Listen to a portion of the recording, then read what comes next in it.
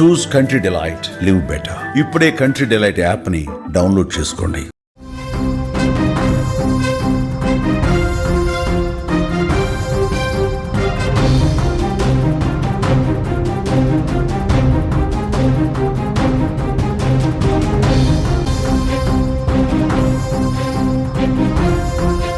ప్రకాశం జిల్లాలో బాలుడు లక్షిత్ మృతిపై మిస్టరీ ఇంకా వీడలేదు. హత్య లేక సహజ మరణమా అనే దాని మీద ఉత్కంఠ కొనసాగుతోంది. ఈ నెల 8న లక్షిత్ అదృశ్యమయ్యాడు.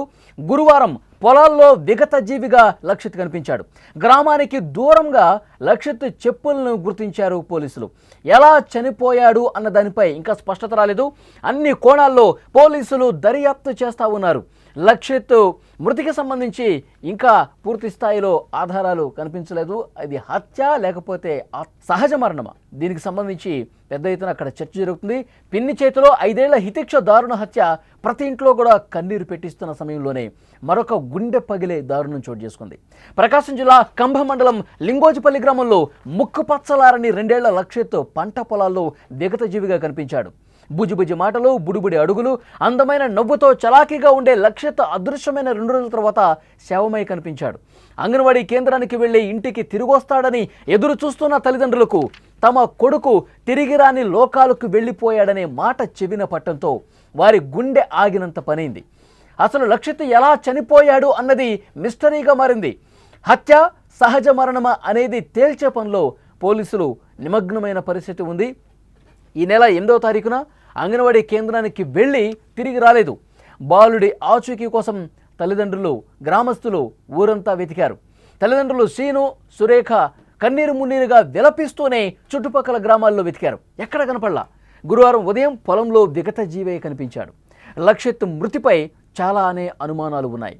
ఎవరైనా ఎత్తుకెళ్ళి చంపేశారా, లేదా ఎవరైనా గ్రామంలో బాలుడి కుటుంబంపై కక్ష గట్టి ఊరికి దూరంగా తీసుకెళ్లి ఈ విధంగా చేశారా, లేదంటే ఆకలితో చనిపోయాడా? ఈ అన్ని అనుమానాలు కనిపిస్తున్నాయి. బాలుడి ఒంటిపై ఎలాంటి గాయాలు లేవు, కానీ 2 కాళ్ళు కట్టినట్టుగా ఓ తాడు మాత్రం కనిపిస్తోంది. బాలుడి మృతిపై ఇప్పటివరకు ఎలాంటి ఆధారాలు లభించలేదు. బాలుడి మృతదేహానికి పోస్టుమార్టం నిర్వహించిన అనంతరం లభించిన ఆధారాలను బట్టి కేసు వివరాలు అందిస్తామని పోలీసులు చెప్తున్నారు. బాలుడి మృతితో ఆ గ్రామంలో విషాద ఛాయలు అలుముకున్నటువంటి పరిస్థితి ఉంది. లక్షిత్ మృతికి సంబంధించి అనేక అనుమానాలు వ్యక్తమవుతున్నాయి. మంగళవారం రోజు 8వ తారీఖు ఉదయం 11:30 లక్షిత్ కనిపించకుండా పోయాడు. అయితే ఇక్కడ ప్రధానంగా తల్లిదండ్రులు ఆరోపిస్తూ ఉన్నారు. అంగన్వాడీ కేంద్రంలో ఉన్న స్టాఫ్ 5 విద్యార్థులు మాత్రమే ఉంటారు, 5 పిల్లలు మాత్రమే ఉంటారు. అక్కడ 5కి 2 స్టాఫ్ ఉన్నారు. కానీ కనీసం 11:30 ఆ బాలుడు లక్షిత్ అంగన్వాడీ కేంద్రం నుంచి బయటకు వస్తే తల్లిదండ్రులకు అప్పగించాల్సిన బాధ్యత ఆ స్టాఫ్కి లేదా? కనీసం తల్లిదండ్రులకు సమాచారం ఇవ్వాల్సినటువంటి బాధ్యత లేదా? అలా మీ ఇంటికి వెళ్ళిపో అని 2.5 నుంచి 3 సంవత్సరాల మధ్య వయసు ఉన్నటువంటి బాలుని, అంత చిన్న బాబుని ఇంటికి వెళ్ళని చెప్పి ఒంటరిగా ఏ విధంగా పంపిస్తారు? ఇది ప్రధానంగా తలెత్తుతున్న ప్రశ్న. అంగన్వాడీ కేంద్రంలో పనిచేస్తున్న స్టాఫ్ నిర్లక్ష్యం కారణంగానే ఈరోజు మా బాబు మాకు దక్కలేదు. ప్రతిరోజు కూడా తల్లిదండ్రులు కానీ ఇంటి పెద్దలు కానీ అంగన్వాడీ కేంద్రానికి వెళ్ళి రిసీవ్ చేసుకుంటారు, బాబుని తీసుకుని ఇంటికి వస్తారు. కానీ అప్పటికి కొంత లేట్ అయింది. వాళ్ళు పేరెంట్స్ కావచ్చు, ఇతర కుటుంబ సభ్యులు ఎవరూ కూడా రాలేదు. రాకపోతే ఇక్కడ స్టాఫ్ ఏం చేయాలి? ఫోన్ చేయాలి. మీ అబ్బాయిని తీసుకెళ్ళండి అని ఫోన్ చేస్తే అప్పుడు వెంటనే వచ్చి తీసుకెళ్తారు. కానీ అలా కాకుండా సమయం అయిపోయింది, నువ్వు ఇంటికి వెళ్ళు అని చెప్పి బాబుని ఎట్లా పంపిస్తారు? బాబుని అట్లా పంపించడం వల్ల ఇంత ఘోరం జరిగింది. మా బాబు లక్షిత్ మాకు కాకుండా పోయాడు. దీనికి అంగన్వాడీ కేంద్రంలో పనిచేస్తున్న స్టాఫ్ నిర్లక్ష్యమే కారణమని తెలుస్తోంది. ఇక్కడ పోలీసులు దర్యాప్తు చేస్తున్నప్పుడు వాళ్ళకి ఇంకా ఆధారం లభించాల. చాలామంది ఎవరో ఈ బాబును చంపి ఊరి బయట పొలాల్లో పడేశారు అని వాదిస్తూ ఉన్నారు. కానీ పోలీసులు మాత్రం దానికి సంబంధించినటువంటి ఆధారాలు ఏవి కూడా లభించలేదు. ఉదయం 11:30 సమయంలో ఆ బాబు బయటకు వచ్చిన తర్వాత అంగన్వాడీ కేంద్రానికి కొద్ది దూరంలో ఒక స్కూల్ ఉంది. ఆ స్కూల్ దగ్గర 4వ తరగతి విద్యార్థి ఉన్నాడు. 4వ తరగతి చదువుతున్నటువంటి ఒక అబ్బాయి కనిపించాడు. పోలీసులు ఇప్పటివరకు ఇచ్చినటువంటి సమాచారం మీకు తెలియజేస్తున్నా. 4వ తరగతి అబ్బాయి చూసినప్పుడు ఎక్కడికి వెళ్తున్నావు బాబు, ఎటు వెళ్ళాలి నువ్వు అని చెప్పి అడిగాడంట. చేయి పట్టుకున్నాడంట. కానీ ఆ 4వ తరగతి బాబు చెయ్యి కొరికేసి నడుచుకుంటూ వెళ్ళిపోయాడంట. వదిలించుకొని కొరికి వెళ్ళిపోయాడంట. ఈ సమాచారం పోలీసులు తీసుకున్నారు. దీని ఆధారంగా అంటే వెతికే సమయంలో మంగళవారం మధ్యాహ్నం నుంచి బుధవారం డ్రోన్ కెమెరాలు పెట్టి వెతికారు. అందరూ కూడా ఆ చుట్టుపక్కల ఊళ్ళలో ఆ ఊళ్ళో అంతా వెతికారు. కానీ ఈ పంట పొలాల్లో 3 కిలోమీటర్ల దూరం, లింగోజిపల్లి నుంచి 3 కిలోమీటర్ల దూరం పంట పొలాల్లో సూరేపల్లికి పరిసర ప్రాంతంలో బాలుడి మృతదేహం కనిపించింది. అయితే ఎవరైనా మంగళవారం రోజే హత్య చేసి ఉంటే, మంగళవారం రోజే చంపేసి పడి ఉంటే కనుక ఆ బాలుడు మృతదేహం కుళ్ళిపోయే పరిస్థితి ఉంటుంది. చాలా వరకు ఆ కుళ్ళిపోయినటువంటి పరిస్థితుల్లో ఆ మృతదేహం కనిపించుంటుంది. కానీ పోలీసులు ఇస్తున్నటువంటి సమాచారం, అక్కడ పోస్ట్ మార్టం స్పాట్లోనే చేశారు కాబట్టి వారు ఇచ్చినటువంటి సమాచారం, మృతదేహం కొంత ఫ్రెష్గా ఉంది, అంటే కొద్ది గంటల ముందే చనిపోయినట్టుగా ఈ మృతదేహం కనిపించింది. కాబట్టి ఇది కొద్ది గంటల ముందే ఇది జరిగింది కాబట్టి హత్య కాకపోయి ఉండొచ్చు, మంగళవారం రోజు హత్య చేసి పడేసి ఉండకపోవచ్చు అని ఒక ఆధారం లభించిన పరిస్థితుంది. సో చెప్పులు కూడా కొంత దూరంగా కనిపిస్తూ ఉన్నాయి. ఎక్కడైతే మృతదేహం కనిపించిందో ఆ స్పాట్కి చాలా దూరంగా చెప్పులు పడి ఉన్నాయి. సో పోలీసులు ఇన్వెస్టిగేట్ చేస్తూ ఉన్నారు. తల్లిదండ్రులు చాలా సఖ్యతగా ఉంటారు, తల్లిదండ్రుల మీద ఎలాంటి అనుమానం లేదు. అలాగే వారికి ఆ ఊళ్ళో ఏవైనా గొడవలు ఉన్నాయా, ఎవరితోనా శత్రుత్వం ఉందా, ఈ కోణంలో కూడా దర్యాప్తు చేస్తున్నారు. కానీ దానికి సంబంధించినటువంటి సమాచారం కూడా ఏమీ లభించలేదు. సో అక్కడ లింగోజిపల్లి లక్షిత్ తల్లి కుటుంబ సభ్యులందరూ అక్కడే ఉంటారు. గత 3 నెలలుగా ఆమె అక్కడే ఉంది. ఒక ఆడబిడ్డకి జన్మనిచ్చింది, పురుడు కోసం పుట్టింటికి వచ్చింది. ఈ 2 నెలల నుంచి బాబు అంగన్వాడీ కేంద్రానికి వస్తూ ఉన్నాడు.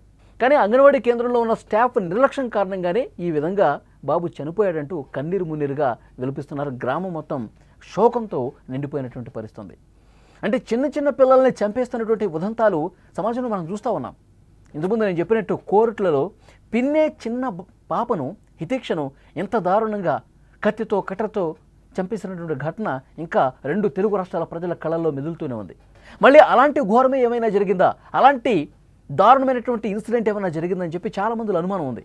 సో అందుకనే పోలీసులు కూడా అన్ని కోణాల్లో దర్యాప్తు చేస్తున్నారు. వాళ్ళ కుటుంబ సభ్యులు, వాళ్ళ పేరెంట్స్, వాళ్ళకి తెలిసినటువంటి బంధువులు, ఊళ్ళో ఉన్నటువంటి ఎవరైతే సఖ్యతగా ఉంటారో, కొంత సంబంధాలు కలిగి ఉంటారో వాళ్ళందరినీ కూడా విచారిస్తూ ఉన్నారు. అనుమానం ఉన్నటువంటి ప్రతి ఒక్కరిని కూడా విచారిస్తున్నారు. వాళ్ళ ఫోన్ కాల్స్ డేటా, ఆ రికార్డు మొత్తం కూడా పరిశీలిస్తూ ఉన్నారు. ఆ రోజు బాబు తప్పిపోయినప్పుడు ఊళ్ళోకి ఎవరెవరు వచ్చారు, అంతకుముందు వరకు ఊళ్ళో లేని వాళ్ళు ఎవరు వచ్చారు, ఈ ఘటన సమయంలో ఊరికి వచ్చి ఎవరు వెళ్ళిపోయారు, ఈ డీటెయిల్స్ అన్ని కూడా సేకరిస్తూ ఉన్నారు. కానీ ఇప్పటి వరకు మాత్రం దర్యాప్తు కొనసాగుతుంది. కానీ ఇంకా క్లియర్ కట్ ఆధారాలు కనిపించలేదు. బాబు హత్య జరిగింది అనడానికి ఆధారాలు లభించలేదు. కానీ పోలీసులు ఇంకొక ప్రాథమికమైనటువంటి అనుమానం, ఆ బాలుడు ఆడుకుంటూ ఈ విధంగా ఊరి బయటకు వచ్చేసాడు, తప్పిపోయి వచ్చేసాడు, తనకి జాడ తెలియలేదు. ఇప్పుడు ఈ పంట పొలాల్లోకి వచ్చేసరికి ఇంకా నా ఇల్లు కనిపించట్లేదు, ఎటు వెళ్ళాలి ఆ దారి తెలియక అదేవిధంగా నడుచుకుంటూ 3 కిలోమీటర్లు వచ్చాడు. తనకి తాగటానికి వాటర్ లేదు, తినటానికి ఫుడ్ లేదు. ఈ కారణంతోనే చనిపోయి ఉంటాడా, ఈ అనుమానం కూడా చాలా బలంగా కనిపిస్తుంది. ఎందుకంటే దానికి సంబంధించిన కూడా ఆధారాలు పూర్తి స్థాయిలో పోలీసులు సేకరిస్తూ ఉన్నారు. హత్య చేశారా, హత్య చేసిన దానికి సంబంధించి ఆధారాలు ఇంకా లభ్యం కాల. నిజంగా తప్పిపోయి తినడానికి తిండి, తాగటానికి వాటరు లేక ఆకలితోనే చనిపోయాడా? సో ఈ అన్ని కోణాల్లో ఇంకా ఏదైనా కుట్ర కోణం ఉందా, అన్ని కోణాల్లో పోలీసులు దర్యాప్తు చేస్తున్నటువంటి పరిస్థితి. అయితే బుధవారం రోజు ఇటువైపు ఎవరు రాలేదండి. ఎందుకంటే అక్కడ లైట్గా వర్షాలు పడతా ఉన్నాయి. ఆ పంట పొలాల సైడు ముందుగా ఈ మృతదేహాన్ని చూసింది అక్కడ పొలం పనులు చేసుకున్నటువంటి ఒక మహిళ చూశారు. చూసిన వెంటనే సమాచారం అందించారు. మరి బుధవారం రోజు నేను ఇటు రాలేదండి, వర్షం పడుతుంది కాబట్టి నేను ఇంకా పొలానికి రాలేదు కాబట్టి ఈ విషయం నాకు తెలియదు, ఈరోజు వచ్చాను, గురువారం రోజు వచ్చి చూసేసరికి ఇక్కడ కనిపించింది, అందుకే వెంటనే సమాచారం ఇచ్చాను పోలీసులకు అని చెప్పేసి ఆమె చెప్తోంది. ఆమె బుధవారం రోజు వెళ్ళి ఉంటే కనుక నిజంగా బాలుడు అటు కనిపించేవాడేమో, ప్రాణాలతో ఉండేవాడేమో. సో ఇది కూడా దర్యాప్తు చేస్తూ ఉన్నారు. సో ఏది ఏమైనప్పటికీ కూడా లక్షిత్ 3 సంవత్సరాల చిన్న బాలుడు పంట పొలాల్లో విగతజీవిగా కనిపించాడు. విగతజీవిగా ఉండటం చూసి కుటుంబ సభ్యులు కన్నీరు మున్నీరుగా విలిపిస్తూ ఉన్నారు. అల్లారు ముద్దుగా పెంచుకున్నటువంటి నా కుమారుడు లక్షిత్ నాకు కాకుండా పోయాడు. అంగన్వాడీ కేంద్రంలో స్టాఫ్ ఎవరైతే ఉన్నారో వాళ్ళ నిర్లక్ష్యం, కనీసం మాకు ఫోన్ చేసి సమాచారం ఇచ్చిన మా పిల్లవాడిని మేము తీసుకుని వెళ్ళేవాళ్ళం కదా, అలా గాలికి ఎట్లా వదిలేస్తారు, నీ ఇంటికి వెళ్ళిపో అని చెప్పి అంత చిన్న బాబుని ఎట్లా పంపిస్తారు? ఇది కేవలం అంగన్వాడీ కేంద్రంలో ఉన్నటువంటి ఆ రోజు ఉన్నటువంటి స్టాఫ్ నిర్లక్ష్యం కారణంగానే ఇంత ఘోరం జరిగిపోయిందంటూ గుండెలు బాదుకుంటూ రోధిస్తున్నటువంటి పరిస్థితి ఉంది. పోలీసులు కేసు ఇన్వెస్టిగేట్ చేస్తూ ఉన్నారు, అన్ని కోణాల్లో దర్యాప్తు చేస్తూ ఉన్నారు. ఎప్పుడైతే తప్పిపోయినటువంటి సమాచారం వచ్చిందో అప్పుడే డ్రోన్ కెమెరాలతో జల్లెడ పట్టారు. లింగోజిపల్లితో పాటు చుట్టుపక్కల పరిసర ప్రాంతాల్లో కూడా డ్రోన్ కెమెరాలతో 8-9 మంది పోలీసు బృందాలుగా ఏర్పడి వెతికినా సరే కనిపించలేదు. లింగోజిపల్లికి 3 కిలోమీటర్ల దూరంలో సూరేపల్లి సమీపంలో బాలుడి మృతదేహం పంట పొలాల్లో కనిపించింది. అన్ని కోణాల్లో దర్యాప్తు చేసి ఈరోజు సాయంత్రానికి అధికారికంగా ఏం జరిగిందో కూడా పోలీసులు వెల్లడించే అవకాశం ఉంది. ఎవరి కోసం బతకాలి? నా కొడుకు ఎంత ఏడిసిండా, ఎవరికేం బాగుంది.